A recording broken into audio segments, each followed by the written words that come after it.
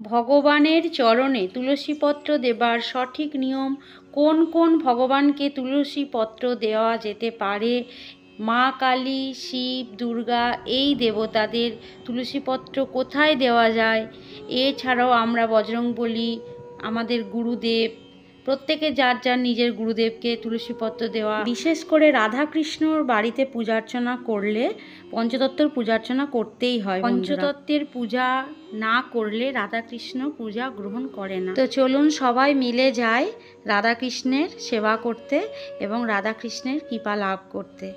সবাই মনোযোগ দিয়ে দেখুন আমি কিভাবে নিত্য রাধাকৃষ্ণের সেবা করি। নমস্কার বন্ধুরা, ঘরের কথায় সবাইকে স্বাগত। কেমন আছেন সবাই? আশা করি সবাই ভালো আছেন। ঈশ্বরের কৃপায় সবাই ভালো থাকুন, সুস্থ থাকুন, আর এইভাবে আপনাদের ঘরের মেয়ে শুক্লার পাশে থাকুন। সবাই খুব ভালো থাকুন। তো বন্ধুরা, আজকে যেটি খুব গুরুত্বপূর্ণ বিষয়, আমরা সবাই বাড়িতে পূজা অর্চনা করি, রাধা মাধবের পূজা অর্চনা করি, পঞ্চতত্ত্বের পূজা অর্চনা করি, শিব দুর্গারও পূজা অর্চনা করি। তো কোন দেবতাকে তুলসীপত্র দেওয়া যায় তারই আজকে বিশেষ আলোচনা। তো যারা যারা এখনও পর্যন্ত লাইক, কমেন্ট ও নিজেদের মধ্যে শেয়ার করেননি অবশ্যই শেয়ার করুন এবং সাবস্ক্রাইব করতে ভুলবেন না। এই ধরনের পূজার ভিডিও পেতে সাবস্ক্রাইব করে রাখুন এবং পাশে থাকা বেল আইকন প্রেস করে রাখুন, যখন যা ভিডিও ছাড়বো যাতে সবার আগে আপনার কাছে নোটিফিকেশান যায়। চন্দনের পিঁড়িতে আমি একটু গোলাপ জল, অঘরু আর গঙ্গা জল মিশিয়ে আমি সাদা চন্দন দিয়ে চন্দনটা বেটে নেব। তো আপনাদের কাছে যদি এরকম পিঁড়িতেও ঘষতে পারেন চন্দন কাঠে, আর যদি চন্দন কাঠে পিঁড়িতে না ঘষেন, এইভাবে অষ্টগন্ধা চন্দন, এই চন্দনটা দিয়ে সমস্ত দেবদেবতার পূজা অর্চনা করা যায়। ওই চন্দনও আপনারা একটি বাটিতে গোলাপ জল, অঘরু আর গঙ্গা জল দিয়ে গুলে নিতে পারেন। খেয়াল রাখবেন বন্ধুরা, তুলসীপত্র ভগবানের চরণে নিবেদন করার আগে পরিষ্কার জলে ভালোভাবে ধুয়ে নেবেন, কারণ আমাদের গোবিন্দের চরণ খুবই নরম, কোমল। এতটুকু বালির কণা বা মাটির টুকরো লেগে থাকলে গোবিন্দের চরণে ব্যথা লাগতে পারে, তাই বন্ধুরা ভালো করে ধুয়ে নেবেন। এরপর আমি চন্দন একটা বাটিতে নিয়ে নিয়েছি। দেখুন, তুলসীপত্রর তুলসীপত্রের দুই দিকেই ভালো করে চন্দন চর্চিত করে নিলাম। দিয়ে প্রথমে আমি আমার লাড্ডু গোপালের চরণে দিলাম। চন্দন চর্চিত তুলসীপত্র দুটি বা একটি দিতে পারেন, দুটি দিলেই ভালো, যদি না থাকে আপনি একটি তুলসীপত্র দিতে পারেন।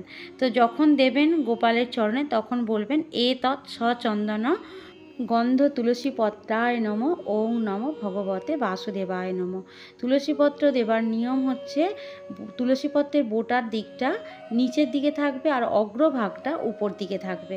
এরপর আমি আচমন পাত্রে হাত ধুয়ে নিলাম, দিয়ে আমার জগন্নাথ দেবকে দিলাম। জগন্নাথ দেবের যখন দেবেন তখন আবার ওইভাবেই দুদিকটায় তুলসীপত্রের ভালো করে চন্দন চর্চিত করে জগন্নাথ দেবের চরণে দেবেন। জগন্নাথ দেবেরও চরণে যখন দেবেন বলবেন এ তৎ সচন্দন গন্ধ তুলসীপত্রায় নম, ওং নম জগন্নাথায় নম বলে তারপর আবারও আচমন পাত্র থেকে জল নিয়ে হাতটা ধোবেন। বন্ধুরা, হাত কিন্তু ধুয়েই দিতে হবে।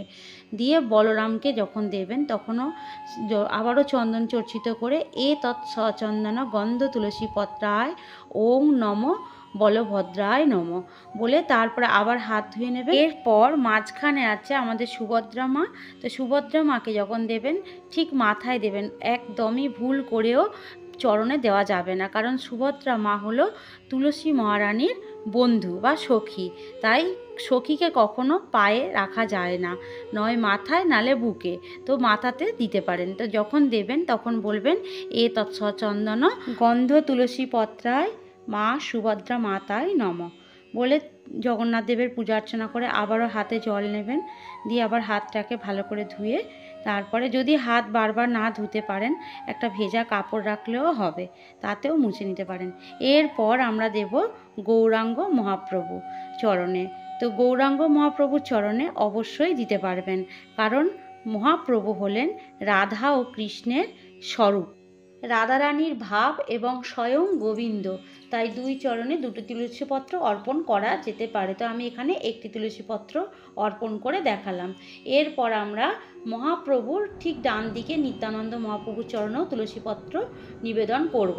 এবার অদ্বৈত আচার্য মহাপ্রভুরও শ্রীচরণে তুলসীপত্র নিবেদন করলাম।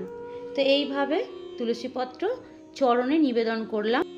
এবার মহাপ্রভুর বাম দিকে আছে গদাধর পণ্ডিত ও শ্রীবাস পণ্ডিত। তো গদাধর পণ্ডিত ও শ্রীবাস পণ্ডিতের মস্তকে বা বক্ষস্থলে তুলসীপত্র নিবেদন করতে হয়। কখনোই ভুল করেও চরণে দেওয়া যাবে না, কারণ গদাধর পণ্ডিত হলেন রাধা রানীর স্বরূপ আর শ্রীবাস পণ্ডিত হলেন নারদের স্বরূপ। তো নারদ যেহেতু ভক্তকেও কখনো চরণে দেওয়া যায় না। তুলসীপত্র সবসময় বক্ষে বা মাথার উপরে রাখতে হবে। পঞ্চতত্ত্বের ছবির ওপরে যেহেতু কৃষ্ণ আছে, তাই আমি কৃষ্ণের মাথাতেও তুলসীপত্র নিবেদন করলাম। তো বন্ধুরা, তর্জনী আঙুল কিন্তু আপনার তুলসীপত্রে যেন ছোঁয়া না লাগে, এইভাবে পঞ্চতত্ত্বের পূজা করলাম। ভালোভাবে দেখে নিন। তো অনেকেই আছে বন্ধুরা যে না জেনে ভুল করে বা ভুলবশত তুলসীপত্র 5 দেবতার চরণে নিবেদন করে, কিন্তু একেবারেই সেটা করা যায় না। এবার চলুন দেখি আমরা গুরুদেব, যে যার নিজের গুরুদেবের পূজা অর্চনা করবেন, সিংহাসনে রাখবেন, কারণ এমনি কথায় গুরুই হলো ব্রহ্মা বিষ্ণু মহেশ্বরের স্বরূপ। তাই গুরুদেবেরও তাই কখনো চরণে দেওয়া উচিত না, নয় মাথার ওপরে নালে বক্ষে। তো এবার আমরা যাই বজরংবলীকে। বজরংবলীরও মাথার ওপরে দিতে হবে, কারণ বজরংবলী হলেন শ্রীরামচন্দ্রের পরম ভক্ত। তাই তুলসীপত্র কখনোই বজরংবলীর চরণে দেওয়া যাবে না, তাই মাথার ওপরে দিতে পারেন বা বুকের ওপরে দিতে পারেন। এবার যাই রাধারানীকে। রাধারানী হচ্ছে তুলসী মহারানীর সখীকে কখনো চরণে দেওয়া যায় না, তাই বাম হস্তে দিতে হবে রাধারানীর। দিয়ে বলতে হবে, রাধারানী গো, তোমার বাম হস্তে এই তুলসীপত্র দিলাম, তুমি তোমার প্রাণনাথে রাঙাচরণে নিবেদন করো, তোমার হাত থেকে তোমার প্রাণনাথ নিশ্চয়ই গ্রহণ করবে। তারপরে আমার গোপাল ছিল যশোদা মায়ের কোলে আছে, তাই গোপালের পায়ে দিলাম, আর এখানে আমাদের গাভী মায়ের মাথার উপরও দিলাম। তো প্রসাদেও আমি একটু তুলসী মঞ্জুরি দিয়ে দেখালাম। প্রসাদে তুলসী মঞ্জুরি নিবেদন করা যায়, যদি তুলসী পাতা না থাকে তুলসী মঞ্জুরি দিতে পারেন। তো আমি তুলসী পাতা যখন ভোগে নিবেদন করবেন তখন এরকম সোজা দিকটা, মানে আপনার উপরের তুলসী পাতার উপর দিকটা ঠিক ভোগের উপরে রাখবেন। অনেকে তুলসী পাতা উল্টে দেওয়া যায়, তো ভোগে দেওয়া যায়, কিন্তু সোজা দেওয়াটাই ভালো। তো আমি এবার নারায়ণের চরণে দিলাম। তো আমি আগেও বলেছি, যখন নারায়ণের চরণে দেবেন তখন আপনার নাম, গোত্র এবং যে মনের ইচ্ছা সেটা জানাবেন। কিছুদিন এইভাবে বলে দিন, নাম গোত্র বলে, দেখবেন মনের ইচ্ছা খুব তাড়াতাড়ি পূর্ণ হবে। এরপরে যাব লোকনাথ বাবাকে কিভাবে দেবেন তুলসী পাতা। লোকনাথ বাবারও বুকে দিতে হয়, চরণে কখনোই লোকনাথ বাবা দেবেন না। এরপরে আমার এখানে রাধা কৃষ্ণের যে চিত্রপট আছে, তো সেখানেও আমি দেখুন রাধারানীর বাম হস্তে দিয়ে দিচ্ছি আর ওই কৃষ্ণের চরণে দিচ্ছি। তো এইভাবেই তুলসী পাতা দেবার সঠিক নিয়ম। তো বন্ধুরা দেখুন, আমি এইভাবেই প্রতিদিন নিত্য পূজা করি। যখনই তুলসী পাতা দেবেন অবশ্যই হাত ধোবেন, যদি হাত না ধুয়ে দিতে পারেন হাতটা মুছে নিলেও হবে, কিন্তু আপনার একটা দেবতাকে দেওয়ার পরে আর একটা দেবতাকে ওইভাবে দেওয়া যায় না। তার নিশ্চয় কারণ আপনারা এতক্ষণে বুঝতে পেরেছেন। কেউ আমাদের গোবিন্দের সখা, কেউ সখী, কেউ ভক্ত, তাই যাকে যা দিতে হবে তুলসী পাতা, তো তখন হাতটা একটু ধুয়ে বা মুছে নেবেন। তো এইভাবেই আমি প্রতিদিন নিত্য পূজা করি। বন্ধুরা, অনেকেই আমরা পূজা করি, কিন্তু কিছু জিনিস আমরা না জেনে ভুল করি। তো যারা যারা দেখেছেন আশা করি বুঝতে অসুবিধা নেই। যদি কোথাও কারোর কোনো পুজো সংক্রান্ত কিছু জানার থাকে বা বুঝতে অসুবিধা থাকে, তো অবশ্যই কমেন্ট বক্সে আমাকে প্রশ্ন করবেন এবং আমি যা জানি আপনাদের জানাবো। আর আপনারা যা জানেন নিশ্চয়ই জানাবেন, কারণ সবাই সব জানে না। আমিও যে সব কিছু জানি তার কোনো কথা না, কারণ আমিও অনেক কিছুই জানি না, আপনাদের কাছ থেকে জানতে চাই। কারণ আমরা যেটা না জেনে ভুল করি, বা হয়তো আমরা অনেকেই জানি কিন্তু জেনেও গুরুত্ব না দিয়ে ও কিছু না এই সব ভেবে যখন উড়িয়ে দিই, তখন কিন্তু আমাদের পরিবারে অনেক অশান্তি ঝামেলা লেগেই থাকে। চরম অশান্তির মধ্য দিয়ে আমাদের যেতে হয়। আমরা বুঝতে পারি না এত পূজা অর্চনা করেও কেন আমাদের ঘরে মা লক্ষ্মী কৃপা পড়ছে না, কেন আমাদের লক্ষ্মী নারায়ণের আশীর্বাদ পড়ছে না। মানে সংসারে নানান রকম সমস্যা আমাদের মধ্যে আমরা বুঝতে পারি যে হচ্ছে। সন্তানের পড়াশোনায় মন না থাকা, বা এত পয়সা ইনকাম করেও যেন অভাব যাচ্ছে না, এই সমস্তই কিন্তু ভগবানের কোনো আমরা পূজা অর্চনা করাতে কোনো কিছু একটা আমাদের ভুল থেকে যায়। তো যতটা আমরা পারি সঠিক জেনে সঠিক কাজ করাটাই আমার মনে হয় ভালো, কারণ সেই তো আমরা পূজা করছি, সেই তো আমরা কাজটা করছি, সেটা আমরা যদি সঠিক করি তাহলে আমার মনে হয় ভগবানের কৃপা নিশ্চয়ই পড়বে সবার ঘরে। দেবাদিদেব মহাদেবের পূজায় কি তুলসী পাতা দেওয়া যায়, বা মা কালী মা দুর্গার পূজায়? হ্যাঁ বন্ধুরা, আমাদের দেবাদিদেব মহাদেব বা মা কালী মা দুর্গা এনারা হলেন পরম বৈষ্ণব ও পরম বৈষ্ণবী। যেহেতু রাধা মাধবের পরম ভক্ত, তাই রাধা মাধবের প্রসাদ সেবা পাবার পরম অভিলাষী।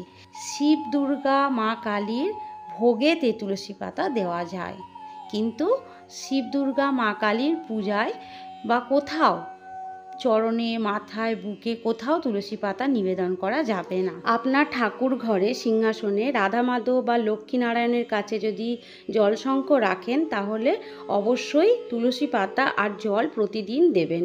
রাধা মাধব বা লক্ষ্মীনারায়ণ থাকলে জলশঙ্খ অবশ্যই একটা রেখে দেবেন, যদি কারোর কাছে না থাকে তো একটা কিনে ওখানে রেখে দেবেন।